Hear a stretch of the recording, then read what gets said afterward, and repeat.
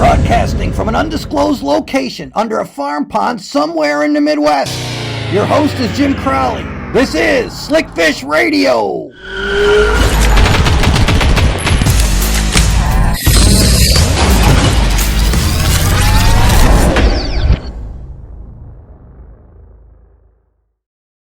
Welcome, everybody, to another edition of Slickfish Radio. So glad to have you here tonight. We have a great guest. Been looking forward to having this guy on for a long time. Jeremy Smith, host of Lindner's Angling Edge. As I always do, I want to thank our awesome audience. We wouldn't have this show if it wasn't for all of you. So I'm very grateful for all you always tuning in, always, comment like always. Comments, questions for Jeremy, for me, whatever. We'll answer everything, well, just about everything, but we'll do our best our can to inform and entertain you at the highest level. Get some popcorn, get something to drink, and get back here in front of the screen because we're going to have some fun. First and foremost, I want to thank our friends over at Shields in Springfield. Always great to have them part of the show. And what a great store. It's no longer just a store. It's a destination. What a cool place to go. And that's Shields. Our friends at Lure Parts Online. As I tell you, the last couple of weeks, we have more and more stuff coming out in our Bass Academy line. Really excited about that. And thank you for some of the nice comments and emails I've gotten about you guys trying some of the new Bass Academy line. Very nice of you to take your time and email me on that. I'm glad you're catching fish on them. Our friends over at Cast King, I've got a new video going out tomorrow on their new Royal Legend Pro. Wait till you see this reel. It's my favorite reel. It's actually, my favorite reel since it came out right before iCast, and it's my favorite new reel of 2024. I really like it, and it's just a great reel, and you'll see that on my social media tomorrow. Our friends over at Mudhole just got done putting a video together that will air sometime next week on rod building. I think you guys are really going to like. We've always had a lot of good comments about people starting to get ready to get into rod building. And some of you are like, hey, I'm on the fence. You know what? There's no better place for education and information than Mudhole. And like I tell you, you can email me whenever you want if you got questions about rod building. I took it up later in life. If I don't know the answer, you know what? I'm going to call my friends over at Mudhole. We'll get you an answer. We're never going to leave you hanging. Our job here is to make sure you guys have a great time and go catch more fish. And we'll do our best to help you with that.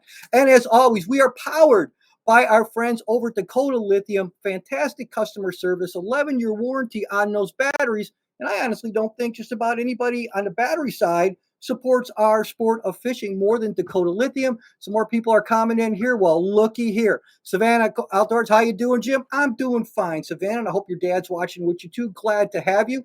Everybody else, please feel free to comment and say whatever. We're just glad you're here. Uh-oh, here we go. We got another one here. See, we love it now that we're start building our own rods and baits. You're off on the right path, Savannah, and you and your dad are doing that together. I love that. That is so cool. Look forward to seeing you guys soon, and thanks for chiming in. But hey, you just didn't come here to listen to me talk. Why would you want to do that?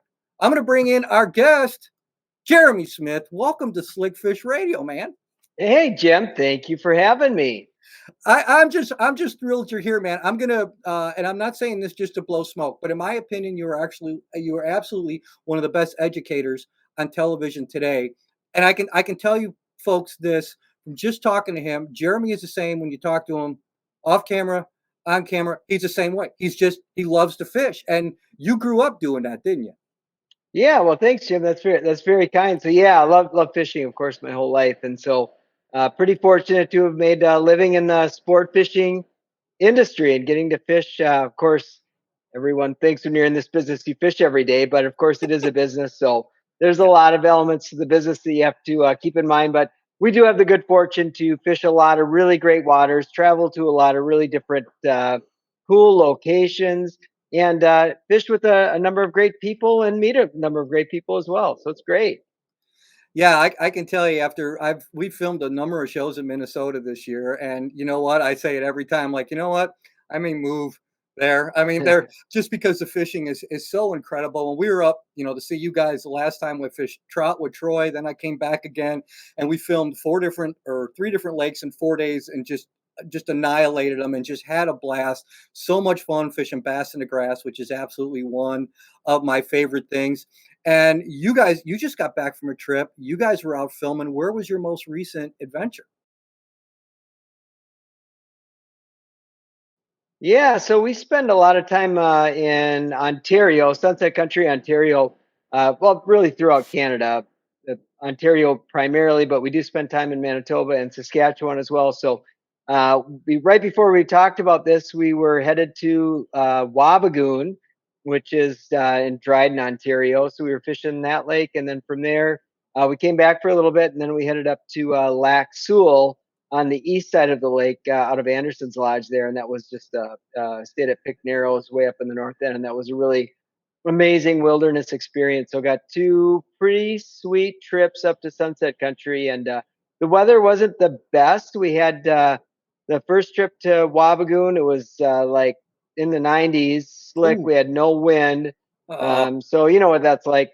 We're not used to it up here. So brutal. especially that far north.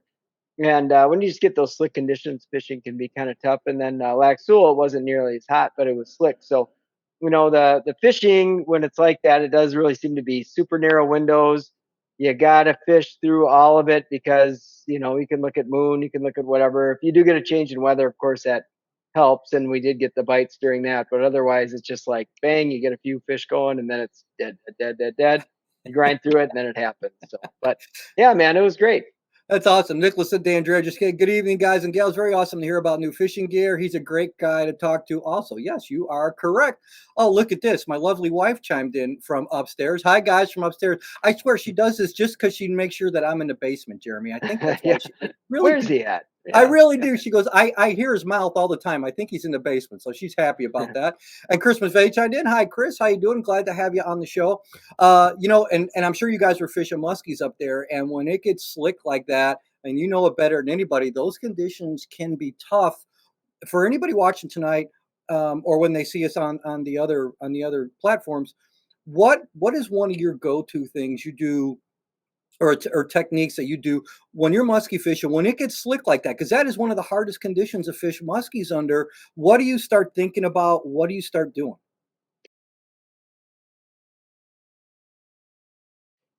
Yeah, so when conditions are slick, what tends to happen is that fish tend to scatter. So wind, especially on those big systems, is so important because wind just tends to concentrate things. Of course, it creates current.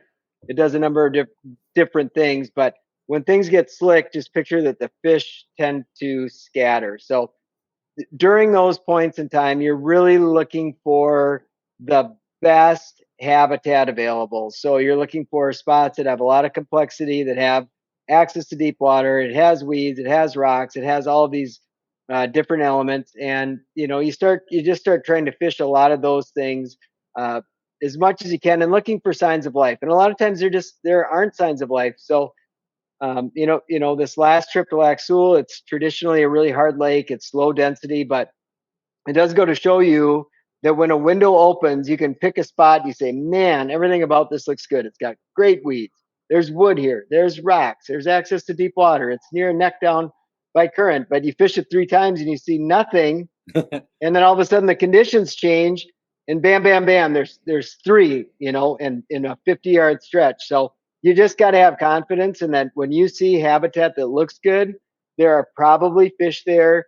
And use that time. My biggest piece of advice is use those difficult conditions to explore, especially if you're a Canadian fisherman, but even a lot of lakes, and here in Minnesota, use those more difficult conditions to look at the habitat in the lake, look for signs of life, and try to put together areas that you think will be most productive. And then when the conditions get better, fish those locations. Now, I've heard James say before, James Linder say before, and I think I've heard you say too, that muskies they're more like they're spot orientated fish. So a lot of times there will be fish on the spot, and it depends when you come back there. Exactly what you were just saying. Sometimes you just got to come back when the conditions are are more prime for that. I've always thought the same thing about big pike, and that was one of the things that I've always loved to fish for. And I almost relate both of those to almost like somebody being a deer hunter. Those they're going to take up certain type of areas, and sometimes it just takes that trigger of that weather change, or like you said, current or wind generated current, whatever it is, and that can really trigger that bite. Those fish may be there, they just may not be ready to feed, right?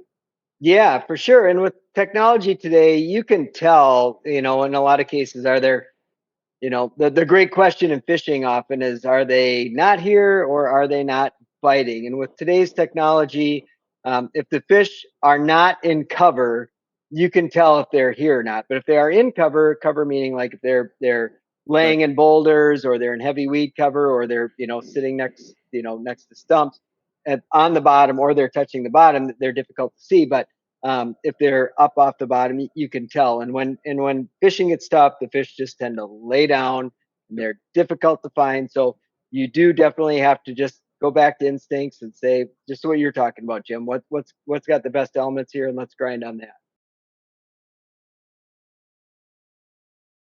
Well, yeah, Lindner Media Productions is a small business. I think we've got 13 or 14 employees here. So it's a small team. And when you work in a small business, everybody wears a lot of hats. So Yep. it's not like anyone in this building only does one thing. So Right. everybody does all kinds of different stuff. So yeah, we're working on projects together collectively as a team. So that involves, of course, sales, shooting, production Oh yeah. planning, all of those different things. Years ago, we worked for FLW, and that was kind of my first job with Lindner Media, was doing producing television shows for what was called the FLW Series East.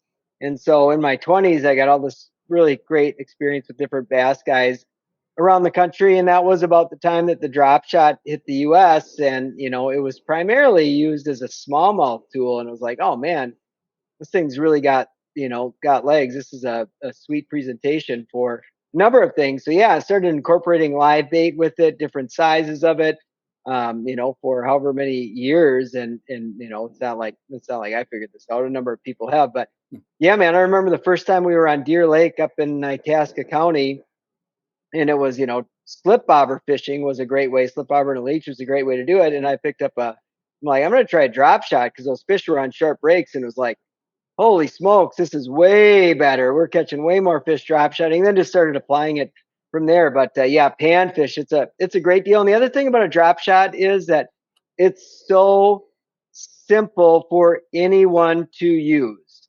Like, you can put a piece of plastic on it, you can put a worm on it, a leech on it, a minnow, put whatever you want on it, right? And if a fish bites it, you just start reeling, and the fish is hooked. So and it's so versatile too, that we spend a lot of time, like, I've got young kids, but I also take my in-laws fishing quite a bit too. So I'm going to take my kids and probably some neighbor kids out fishing this weekend on a lake. We have a cabin on that primarily has largemouth bass and crappie, and that's what I'll be using right now is pretty much drop shots. So we're fishing drop shots for largemouth and crappies, and I'll set those. The one thing you have to keep in mind with the drop shot is if you're casting the bait, you want to have a longer lead, meaning the distance from the sinker to the hook you want to be further, just because that angle changes from your rod tip to the bottom. So as the bait gets closer, obviously the lure will kind of look like it's lifting, but as you get further away, it shifts a little bit more towards the bottom. So just a tiny little hook, a little plastic minnow, we'll catch tons of crappies on that. We'll put a little whatever piece of worm on there for plastic worm for bass. It's just fun. It's easy. One of my other favorite lures too, and I've seen you do it too, that catches just about everything, and I mean largemouth, smallmouth, walleyes, crappies, is Rappel's X-Rap. Oh Eh, man. yeah, I don't go to Minnesota without a pink X-Rap size 10, man. It doesn't. I might as well just stay home. I would say, like, of all the lures, it is hands down. It is my favorite lure of all time, period. And it's all sizes. I don't use the 14 too much. That one doesn't go too deep. But the size four Yep. for crappies and bluegills. I mean, when I started throwing that thing, it was just like this magical moment. I still am like floored when I take people to do it. It is, if you've never fished with a size 4 X wrap, you have to do it. It is absolutely insane how many fish you'll catch with that. It's mind blowing. It is such a good lure. And the size 6, the size 8, the size 10, but it catches everything. I brought my son to Canada in June, and he's never caught a muskie casting himself, so he's 9, but he really wanted to get one. So what did he pick for a lure? Because he's been fishing with me a bunch. He's like, I want to throw an X wrap, so he threw a size 12 X wrap, and he did get one to bite at the boat. Got a great fight out of it. Jumped off right before the net, but everything from muskies down to bluegills will eat that thing. It's amazing. Yeah, and I started doing it this year for something that I never fished, and I did it on a whim. We got a lot of stock trout around here in April. Oh, My first cast, my very first cast with a white size 4 X-Wrap, 3-pound rainbow no stock trout. way. Right Oh, on. oh, That's a nice rainbow, man. oh, That's dude, great. we had a blast that day. We didn't even take our 5. I took 3, and I'm like, I'm good. I've got, and one of the lakes had some really nice 3-pounders in it. But that They're X-Wrap beauties. on 6-pound fluorocarbon, that size 4, and I will tell you what, I had an absolute blast. You set the drag loose, and that thing was jumping. And those little hooks, once they dig in, they are deadly. The cool thing about that X-Wrap too, especially the smaller ones, the hooking percentage is awesome, isn't it? Oh yeah, and they eat. I mean, they eat it too. I mean, it's funny. You would picture like both bluegills and crappies like a lot. Crappies more so like so many times like the lip of the bait is in the back of their throat. Like it's cool how you see them like that bait. An X-Wrap twitch pause. And that is one thing that I'll tell you about it. I've seen people get really frustrated with that bait. They're like, I'm not so sold on it. You have to fish the bait on a slack line. And what I mean by that is if you were to take an X-Wrap, you cast it out and you would like reel and pull and then reel up and get tight with the bait, you're just not going to catch that much. You need to when the bait hits the water, reel it down a couple times, hit it, and then throw your rod tip right back to the bait and then maybe pick up a little bit of slack, but you're still going to have a bow in the line and you're going to hit it again and return the rod tip right back to its original position. That will make the bait dance, hunt, dive, jump. It does all kinds. So that is the secret to the lure. If you're not doing that, you're going to catch a fraction of the fish that you would if you're fishing it properly. And I wonder, and the X-Wrap came out first, and then it was a shadow wrap, and the shadow wrap, that's what they said, and it's the same. You can do the same thing with the Maverick almost. Is that I used to call it jerk, jerk, throw the rod tip back, jerk, jerk, throw the rod tip back, Yep. because when you throw that slack back to the lure goes off on its intended path. And with baits like X-Wrap, and I even did that. You and I were talking before the show went on about the flat stick, and I would do that with the flat stick, and it wouldn't turn the bait around, but it would turn it sideways more, and it would Hmm. trigger strikes from big muskies and big pike. That throwing that slack back is deadly on. I don't know about other baits, but I know on Rapala jerk baits, that thing is deadly on a number of their jerk baits, isn't it? It is, yeah. There's a lot of presentations that slackline, even rubber baits for that matter. You really want to get baits to hunt. A lot of it is hitting the bait on slack, and so what I mean by that is like you could be let's just say we're throwing. Since you were talking about muskies, let's use like a bulldog for example. If you were throwing even a 1 pound bulldog, if you're working that bait and you're just pulling, reeling up, keeping the line tight, pausing, that bait's just kind of going like this. But if you kind of pull that bait and then you let it fall, and right before you're ready to move the bait again, you drop your rod tip just up like 6 inches and then you snap it. So when you go to hit the bait, there was a little bit of slack, and then the bait gets hit, the bait will jump to the side. Then you do it again and it jumps to the side. So that's a lot of times in fishing is just little subtle things like that in fishing is hitting a bait on slack can be really, really important. Same thing with the jig and wrap. It can make a big difference in how many fish you catch. Yeah, that's another bait we're going to talk about in a minute. When we were up there by you guys, and Troy and I fished those trout up there in Minnesota, we just annihilated them. He had the idea, he's like, let's just throw the Countdown Elite. Oh, cool. And Yeah. we took the Countdown Elites out of the package, put them on, and it was funny. If you'd get a short strike, you pull it forward and drop the line back, just like you were saying, and that trout would come back almost every time and just nail it on the fall. You'd go to pull the rod back again, and the fish had already nailed it and hit it. Such a deadly bait. And it's interesting. I thought that you said that just on more and more baits can do that. And we're going to when we come back, I definitely want to talk to you about one of the baits that it's been a real favorite of mine over the last couple of years, but I know you've been fishing a long time, and that's what you were talking about is the jig and wrap. Mm-hmm. And so I Sounds want good to to talk a me. little bit more about that and some more stuff you got coming up. So if everybody knows what we usually do this time, we'll be back in about 2 and 2, and we'll talk more with Jeremy Smith right after this.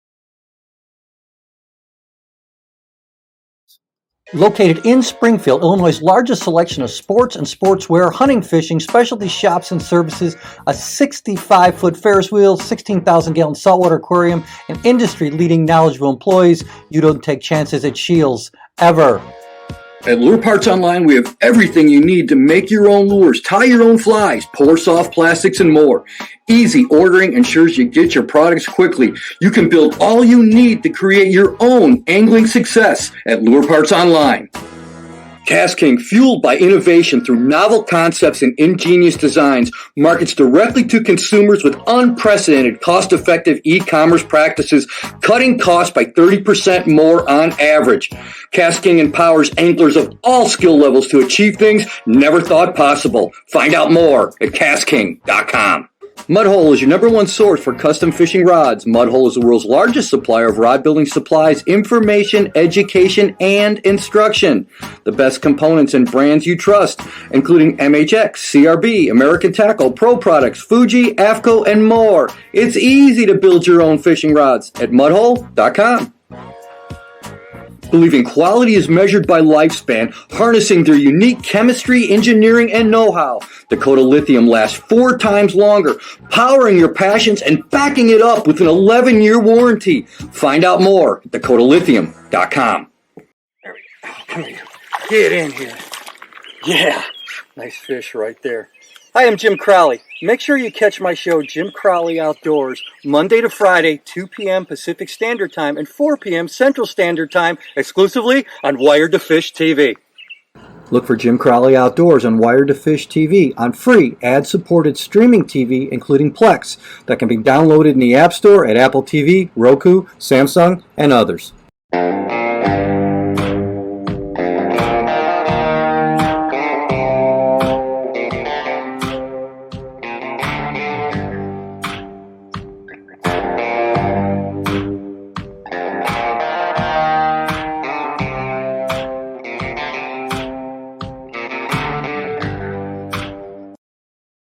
And we are back with one of the hosts of Linder's Angling Edge, Jeremy Smith. Jeremy, thanks again for joining us tonight, man. I love talking fishing like you do, and I'm glad you took the time. Jeremy, we're talking about different baits that just can be so successful for a variety of fish, and one of them that I just picked up later in life, but my goodness, especially when it comes to walleye fishing, that X-Wrap or the Jig and Wrap, and I've got more stuff on it now. But that is just one of those baits. I think Dan Quinn told me one time if he was stuck on a desert island, that'd be one bait that he would always want. And you've really explored a lot with that. What are some of the things you've learned over all these years fishing that Jig and Wrap? And what could you pass on to people that if they're not fishing it, why it's a lure that should be in just about every guy's tackle box? Oh man, yeah, you're right, Jim. And so before I dive into that a little bit, you're talking about Dan Quinn, and him and I filmed a piece on the St. Croix River, and I forget how many species of fish we caught on it. So to kind of preface, the value of having a jigging wrap and being good at fishing it is how many species we caught that day. Got channel catfish, flathead catfish, walleye, sauger, common carp, sheephead, white bass, smallmouth bass. We got like quillback. I mean, it's just big mouth buffalo, smallmouth buffalo. It was like 13 or 15 different species of fish. We got crappie, black crappie, white crappie. It's just like whatever you can think of swims we caught in one day, right? So you think about that. How many lures do you have in your tackle box where you can pick it up and say, I could reach into my tackle box. So could you, Jim, and a lot of you, and pick up that storm giant flat stick and say, well, this is a musky lure. Maybe it's a pike lure, but it's a musky lure, But if you picked up a jig and wrap, and you asked 100 people what that is, you might get 100 different answers, what it's for, because people have found so many different niches and where it's really effective. So what makes it such a great lure is number one, it can move really quickly and it can get to depth really fast. So it's not necessarily a great lure for fishing in the spring when the fish are shallow, but once fish get to mid to deeper water, it is absolutely one of the best tools you have in your tackle box. And there's a number of different ways to fish it. Of course, it's an ice fishing lure. That's what it was designed to do. So you can fish it vertically. And we do fish it vertically for certain situations or certain types of fish, but more often than not, we're actually casting or pitching the bait. So if you've got a situation for walleyes, is of course really popular for doing that. If you got a situation where it's sand or gravel, not real snaggy on the bottom, and you can cast that thing out, let it plummet to the bottom on slack line once again, let it hit the bottom.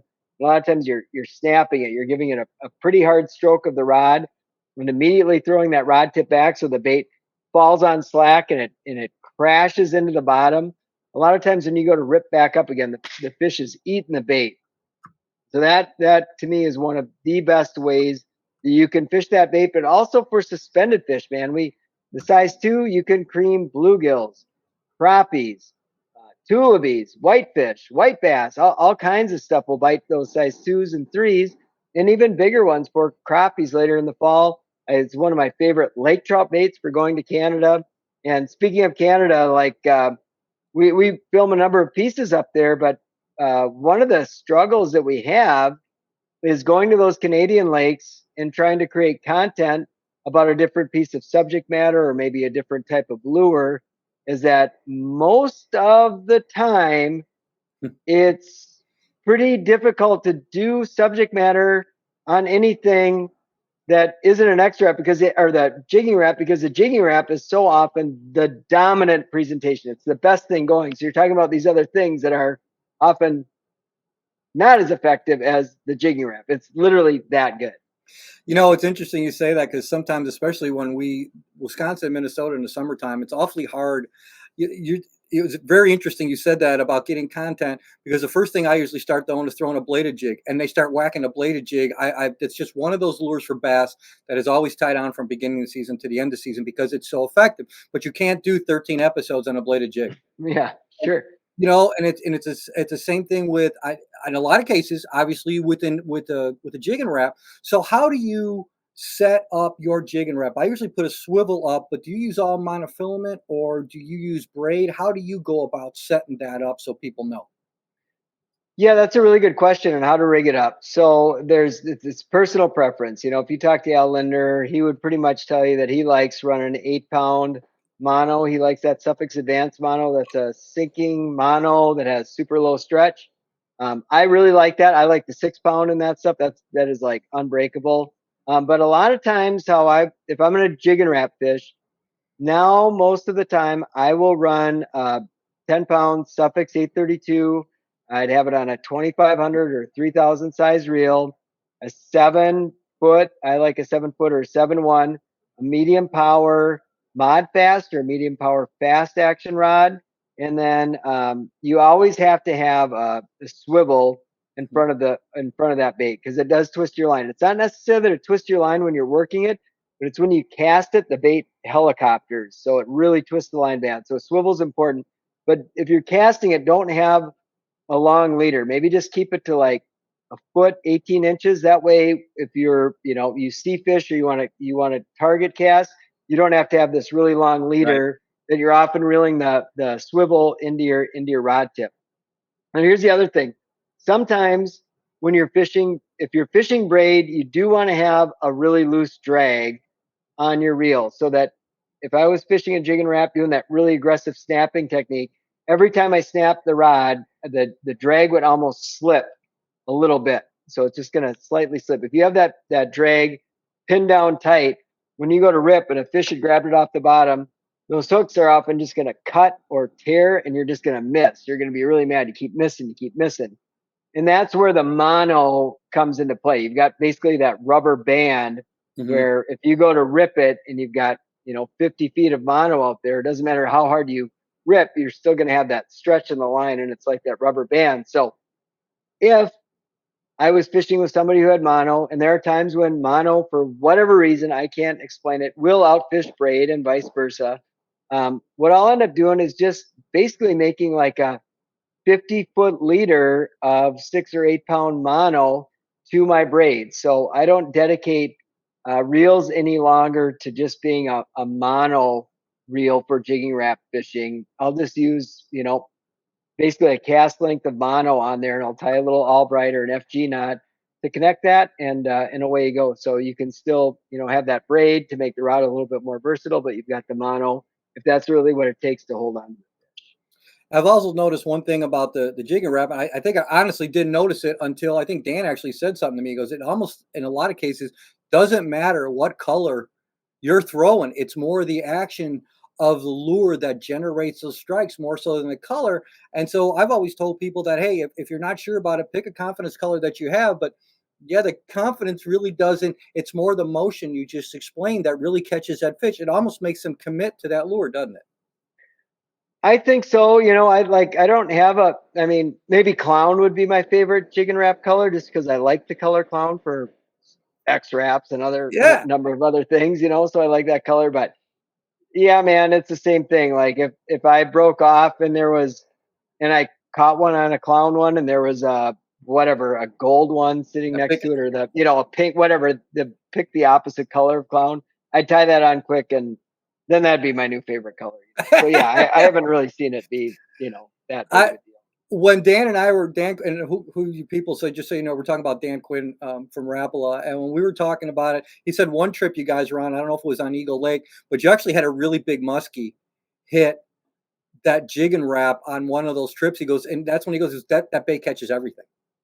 It does. Yeah. Yeah. We were muskie fishing. Of course, we caught the biggest muskie of the trip came on a jig and wrap, and we jumped a really big one off on a jig and wrap. So we hooked several muskies that trip walleye fishing on jig and wraps.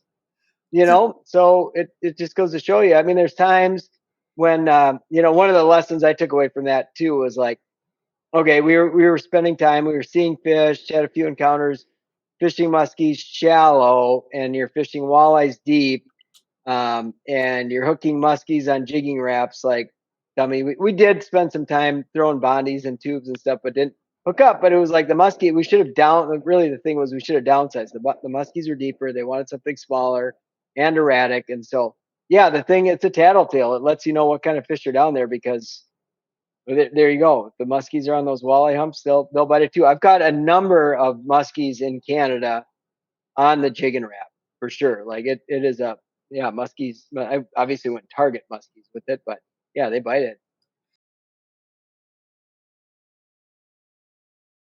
Yeah, so for a trip to Canada, let's just start with walleyes. Hands down, number one presentation to catch walleyes in Canada is a jig. I mean, everybody fishes jigs up there.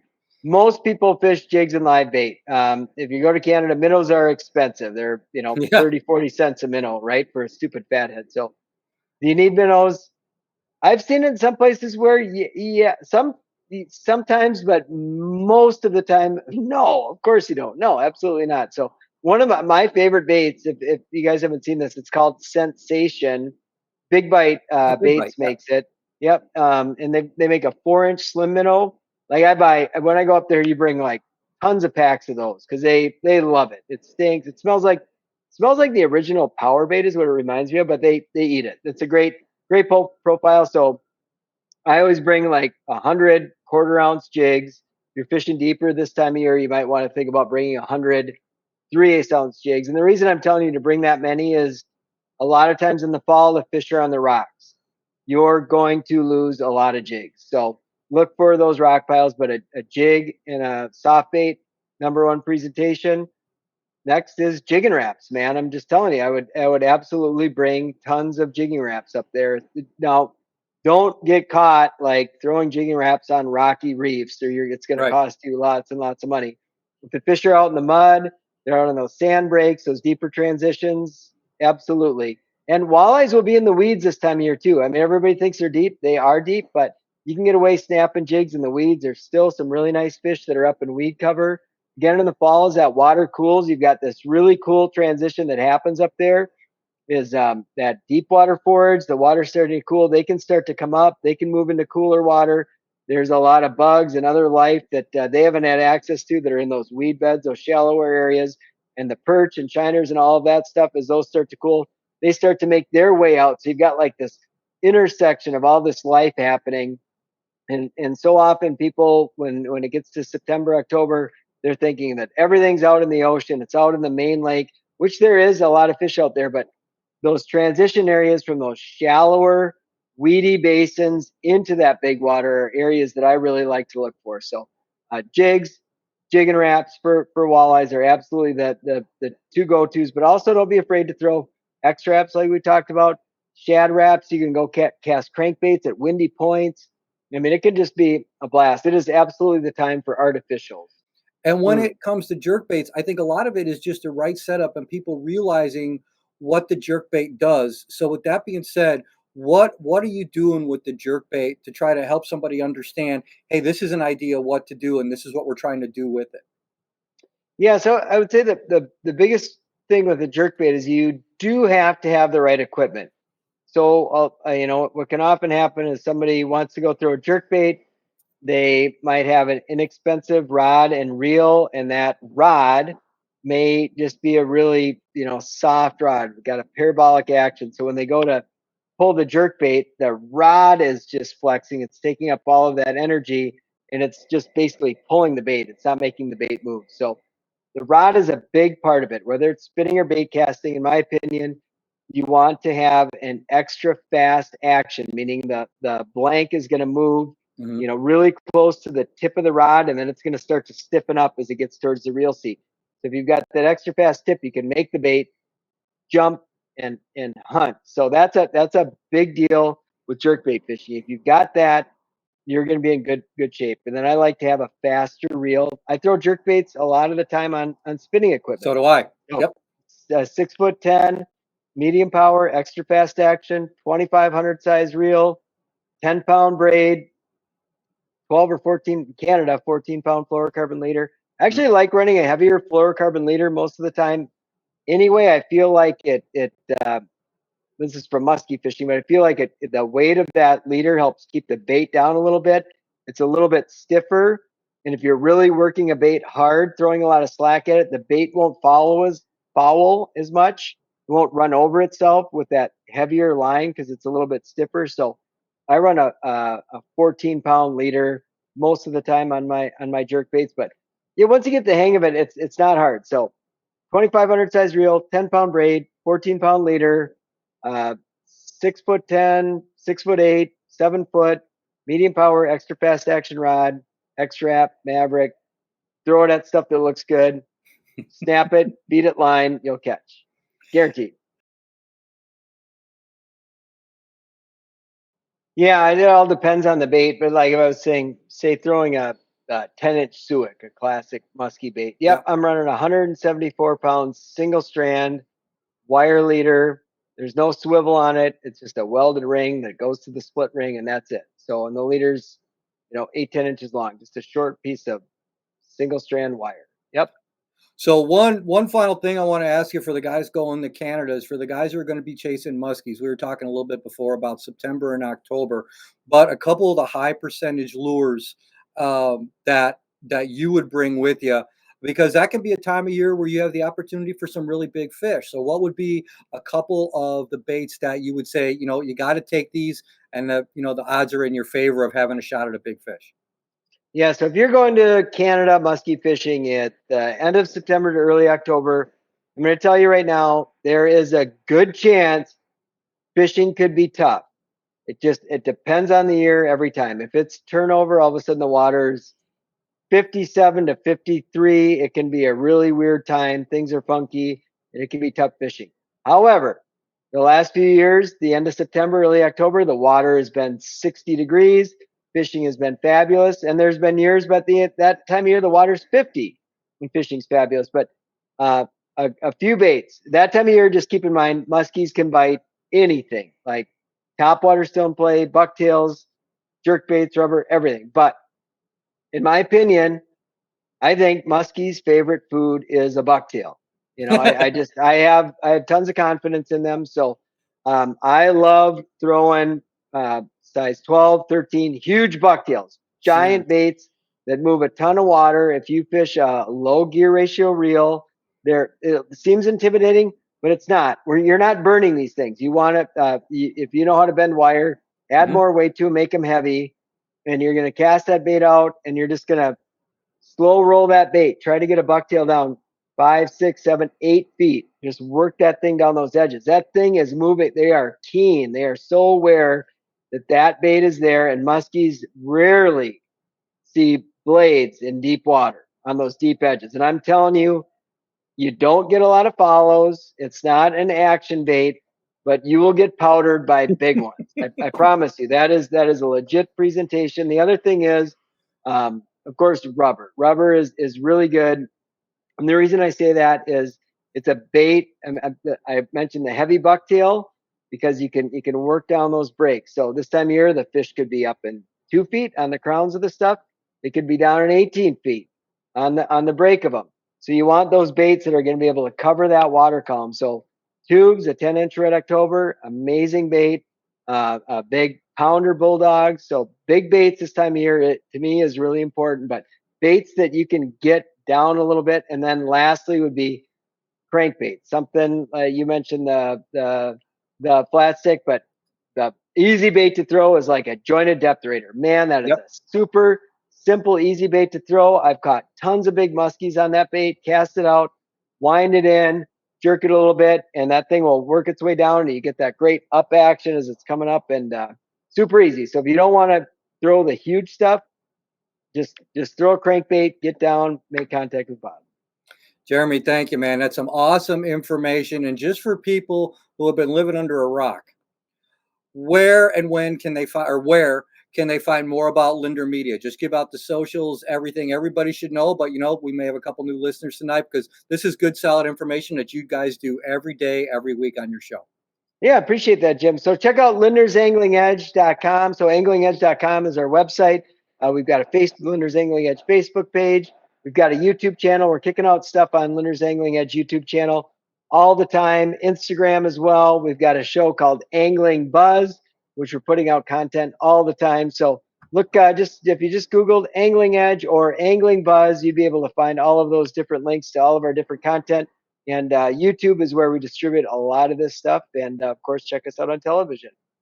Yeah, for sure. And they're on the same channel that my show is on. They're on Wired to Fish TV as well. That's just one of the outlets they're on. Jeremy, thanks for all the great information, man. Thanks for taking your time. Say hi to the whole team over there for me. Love all the guys. God bless you, my friend. Thank you for taking your time, and it's a pleasure to have you on. Yeah, appreciate it, Jim. Thanks for having me. It was fun. Enjoyed it.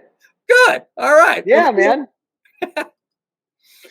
What a great guy. Alan Haas just came on, said, Jim and Jeremy, great show. Well, thank you, Alan. I really appreciate that. And I really appreciate you watching tonight. Hey, before all you guys leave, I want to do this. Thanks so much to Jeremy Smith. Just such a great guy. All those guys at Lindner Media. Phenomenal. Great people. Great people. So we want to thank our friends at Shields. We want to thank our friends at Lure Parts Online, as well as Cast King, Mudhole, and Dakota Lithium. Now, I've promised you this. For our friends over, for all of you, go to castking.com. Here's a 20% off discount code, JC52AFF. That is good for anything and everything at Casking. What I'm basically telling you is you'll never pay retail again. That's your 20% off code. Use it as much, use it whenever you want. It's yours for watching the show. Okay? JC52AFF at Casking. Dakota Lithium batteries. Lithium batteries are the way to go, especially with all the new electronics lately. Yes, I know they're a little bit more expensive. This will help you out. 10% off anything and everything at Dakota Lithium. Put in the code SlickFish10. You do that at checkout, you'll get 10% off. Our friends over at Lure Parts Online, put in that code JCOutdoors10 and you'll get 10% off your first order. Now, for those of you who watch my YouTube show, we have a different code when you watch the YouTube show. And as always, we got a bunch of different stuff coming on. We're going to be working on some new shows. We start our Canadian leg of filming. We'll be in the Manitoba in the next couple of weeks filming episodes. We'll also be going back to Ontario. So watch for new shows coming out on Wired to Fish TV on Jim Crowley Outdoors. We've got more YouTube stuff coming out, just a whole bunch of social media stuff. And I appreciate all of you liking and following it. I'm very, very thankful for all of you. God bless you all. Have a great rest of the week. See you soon.